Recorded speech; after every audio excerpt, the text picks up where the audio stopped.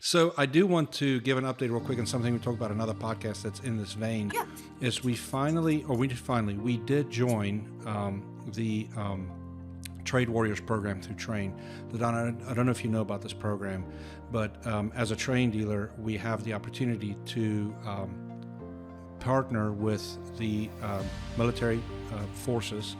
And what they do is they take guys that's getting ready to retire out of the military, they teach them this trade for 8 weeks, and then they, Heard about this. yeah, and then they, if somebody were to be moving back to the Chapel Hill area, we get an email and we get to interview the candidates. And the only, and I think that if you're listening to this podcast and you're interested, you should reach out to your Train TM and ask him about it. But I think it's the same thing. We're talking the same language here. Some kids coming from the community college, but these guys coming from the military background. And the good I've heard was you have somebody that's on time for work, has great work ethic, all these other things, and you teach them the trade.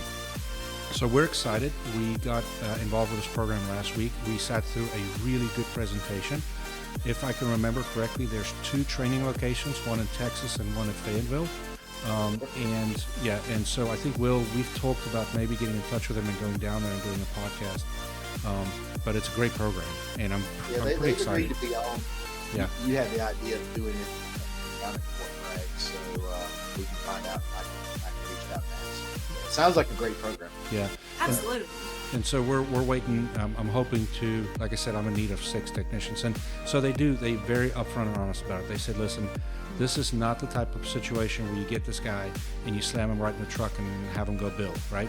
This is, it's still an apprenticeship program to a degree, but they come out and they are very competent technically. And then the military screens them very heavily.